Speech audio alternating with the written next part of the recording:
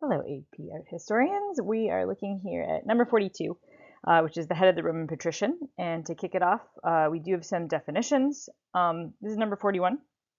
So in comparison to ancient Greece, which had kind of stylistic differences with the works of art, and things were broken up into a different stylistic difference.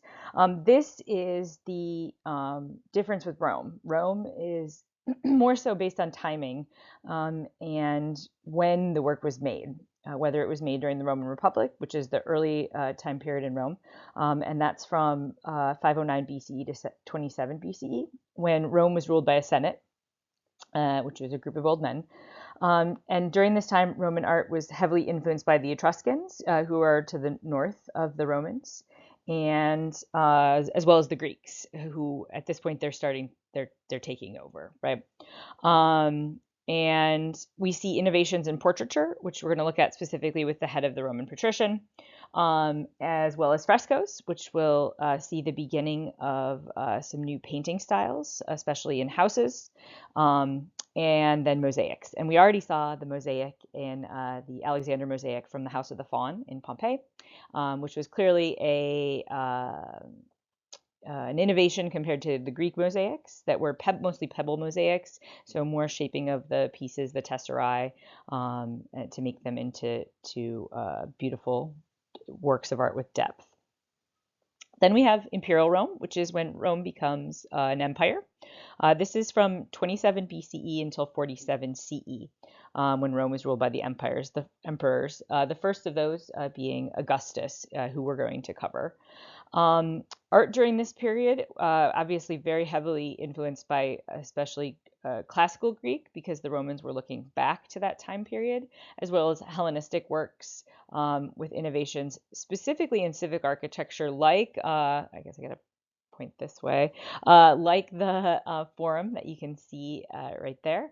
So civic architecture, these are works of art that the general population is going to benefit from. So we see works like the Colosseum, the Temple of the Pantheon, and the Forum. Lots of fora, each built by different emperors, as well as arches that would have commemorated important historical events. So pause if you need to get this. All right, here's our dude. That way, here's our dude.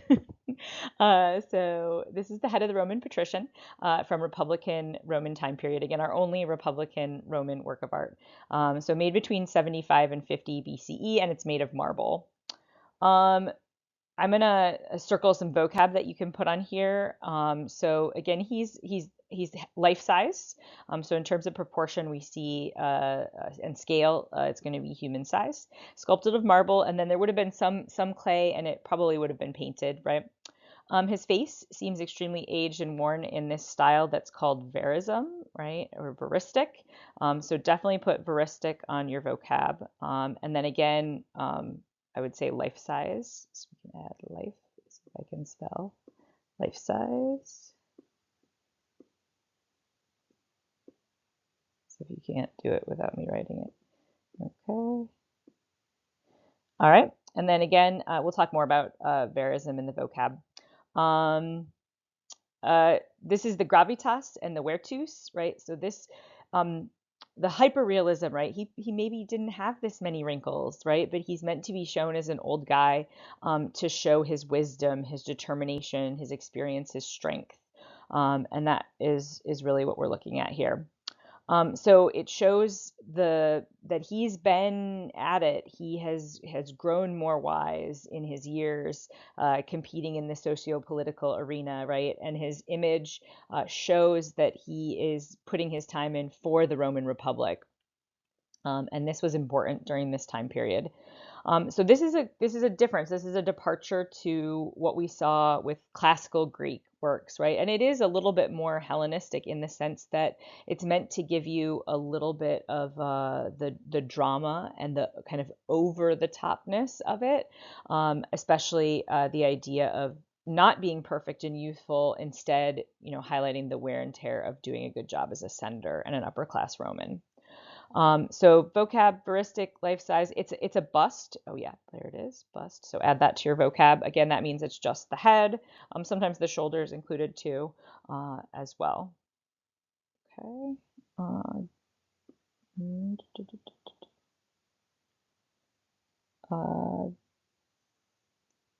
Got that.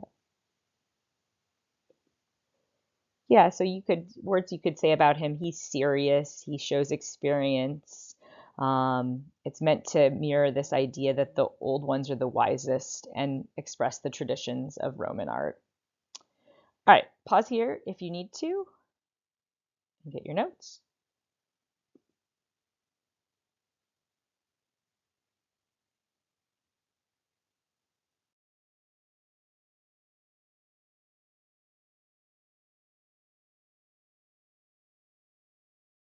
Okay, continuing with function. So this does kind of go with the context, but this is meant to display a noted patrician man. Patricians were the upper class of the Romans during this time period. And it's used as a way of honoring powerful elders and admiring the wisdom that comes with old age.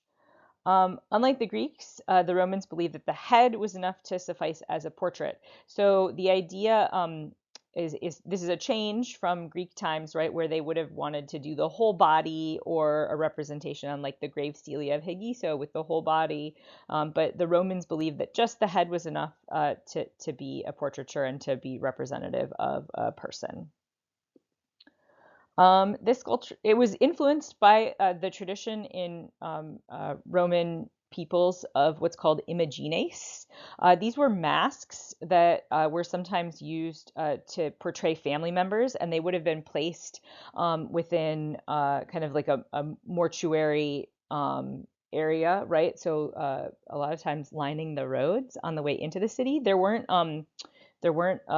like cemeteries or places to bury people in the city. All of the burials took place outside of the city, and so on many roads, it would just line the roads. You would have burial places to put ashes or to put images, like kind of like a death mask of the family members. Those are called imagines. So ancestors is important, and again, that kind of Roman tradition and honoring your ancestors is very important. Our context, I already mentioned that patricians were the wealthy. They often worked in the Senate. There were some reforms made in Rome where plebeians could be represented. They're kind of the next class down, but that doesn't come until later, although this was made around a little bit after the reforms. Sculptures like these were produced to show the power and wealth of the individual, such as a statesman or military leader. Again, he was probably a politician. We don't know, I don't think, who this is exactly. It was found in Italy in a city outside of Rome.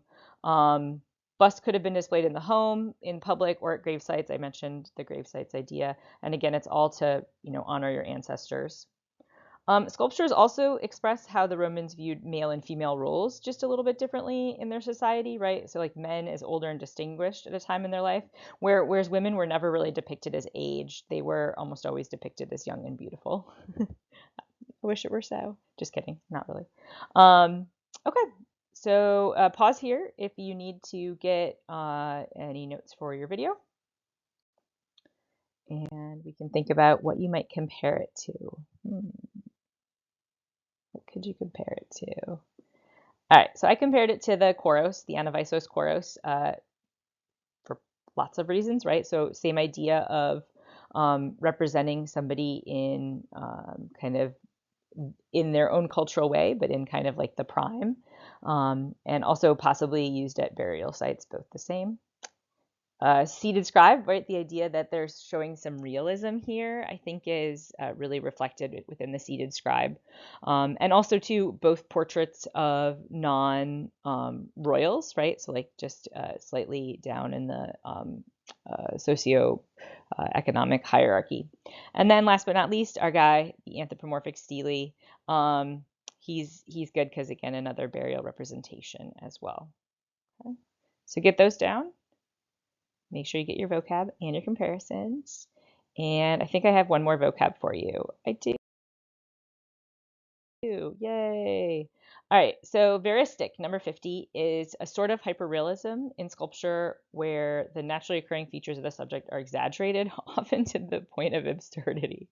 Like, look at this guy. He looks ridiculous. But that's meant to show his gravitas, his virtus, right? So ideas that the Romans valued. Okay. Get down number 50.